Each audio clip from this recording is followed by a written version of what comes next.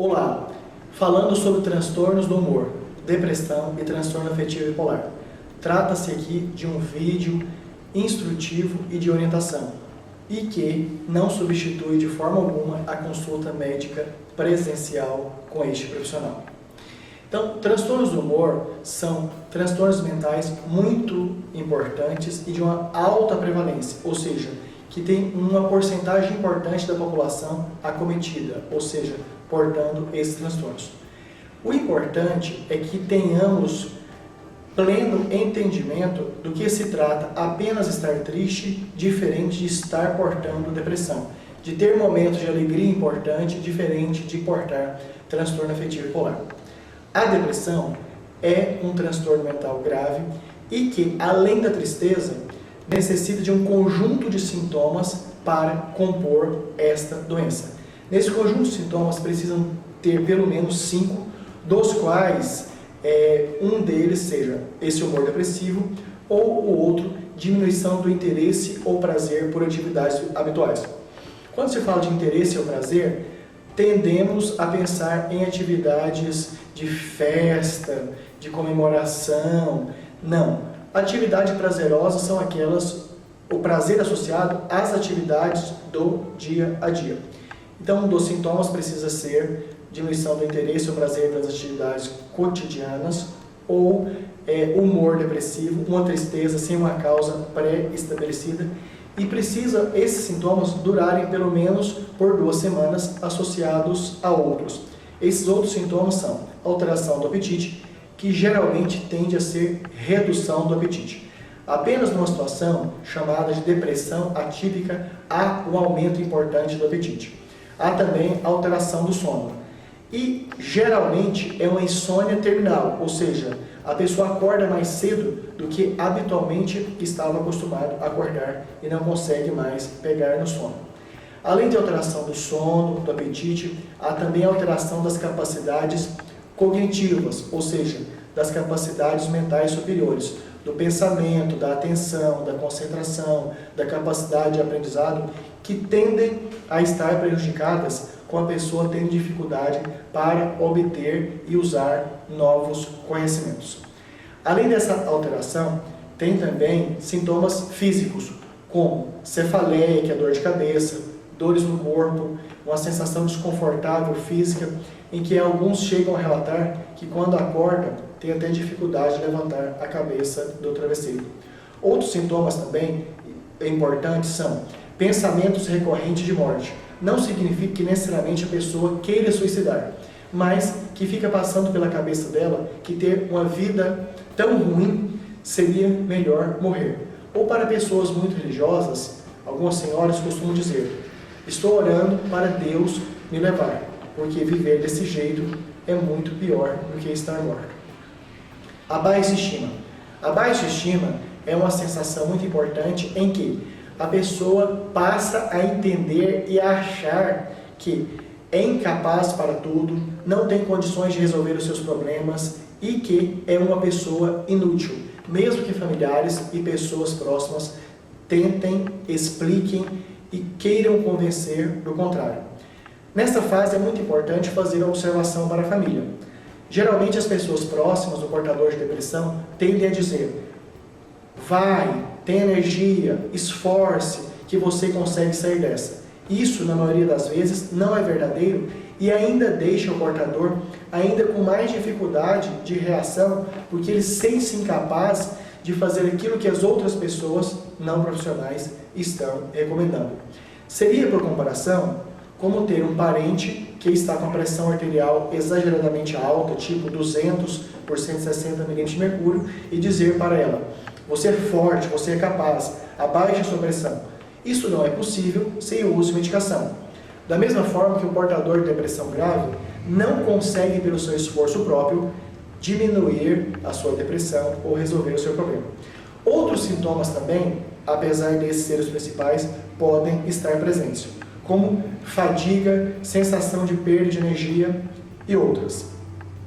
A depressão é um quadro clínico grave que acomete mais mulheres do que homens e que requer um tratamento que quando mais precoce, ou seja, quanto mais cedo ele é instituído, melhores são os resultados.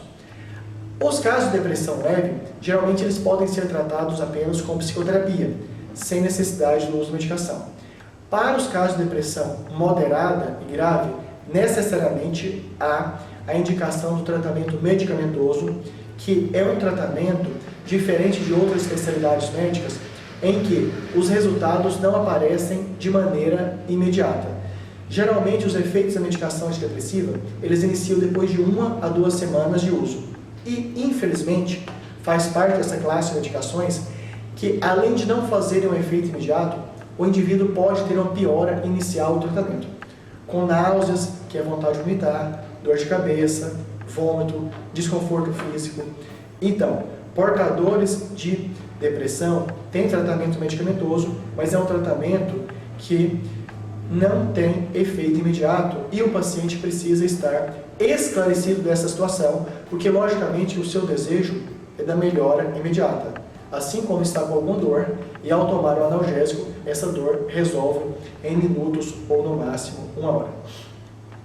Para os casos de depressão muito grave e que mesmo com várias mudanças e associações de medicamentos não há resultados, até por uma prevenção de suicídio e para que o indivíduo restabeleça suas capacidades, há o procedimento muito mal falado, infelizmente, da eletroconvulsoterapia.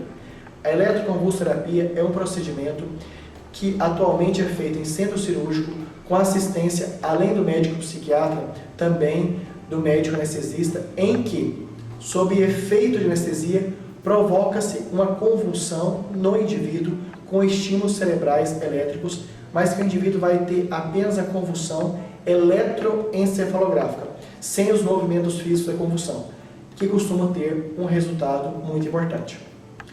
Algumas gestantes, algumas mulheres no período de gestação, apresentam depressão grave e, por segurança do feto, várias medicações antidepressivas não podem ser usadas. Uma das possibilidades é a eletroconvulsoterapia, que apesar de ser colocada nos filmes como sendo meio de punição, meio de chantagem, meios até de tortura, na maneira como é realizada hoje e quando bem indicada, quando bem orientada, tem um efeito muito importante e muitas vezes melhor do que a medicação.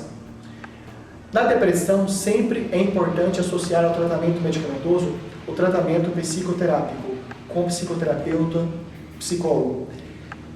Dentre as várias abordagens psicoterapêuticas, aquela que tem maior número de trabalhos científicos e de pesquisas mostrando a efetividade é a terapia cognitivo-comportamental, em que usa-se um conjunto de estratégias por parte do terapeuta que o indivíduo passa a lidar com a situação da depressão de maneira que torne o menos desfavorável possível para a sua história de vida e que tenha instrumentos para resolver os seus problemas, inclusive prevenir a recaída, ou seja, reconhecer os sintomas quando eles estão se reiniciando e prevenir que a doença instale novamente. Isso é depressão, é uma doença mental que acomete todas as faixas etárias, desde crianças, cujo principal sintoma é irritabilidade e dificuldades escolares, até idosos, cujo principal sintoma é dificuldade para aprender novas informações ou para guardar informações do dia a dia, o que muitas vezes confunde-se com demência, até a população adulta geral que tem essas características que aqui foram citadas. Depressão é doença mental grave, requer tratamento com bons resultados. Outro transtorno mental importante do humor é o transtorno afetivo bipolar. O transtorno afetivo bipolar, em sua forma clássica, o indivíduo portador, ele alterna entre fases de humor depressivo importante com fases de exaltação do humor, de alegria exagerada, gastos exagerados, interesses por atividades prazerosas exageradamente inadequado, o que pode repercutir com vários prejuízos na vida pessoal, funcional do indivíduo. No transtorno afetivo bipolar, muitas das vezes o indivíduo só procura o tratamento nas fases de depressão, enquanto que todos os médicos e psicólogos devem perguntar para seus pacientes em fases depressivas se em algum momento da vida tiveram épocas em que se achavam muito bonitos, de maneira exagerada e até inadequada, com gastos excessivos, com atividades prazerosas exageradas e outros comportamentos associados a uma alegria extrema que chamava a atenção das outras pessoas, ou com uma irritabilidade muito grave a ponto de agredir pessoas por motivos fúteis ou de não tolerar situações que, quando bem, consegue lidar e resolver de maneira adequada, sem irritação e sem agressão. No transtorno afetivo bipolar, então, o que mais chama a atenção são as fases de humor polarizado pelo lado do que chamamos de fase maníaca, com humor irritável, expansivo, ou seja, alegria exagerada, que não se reconhece um fator causal para aquela alegria. Isso acontece por pelo menos 3 dias a 1 semana. Há algumas situações em que esse comportamento exagerado, algumas vezes inclusive associado à promiscuidade, ou gastos que colocam em risco as finanças da pessoa, há necessidade de internação para proteção financeira, pessoal e até física do indivíduo.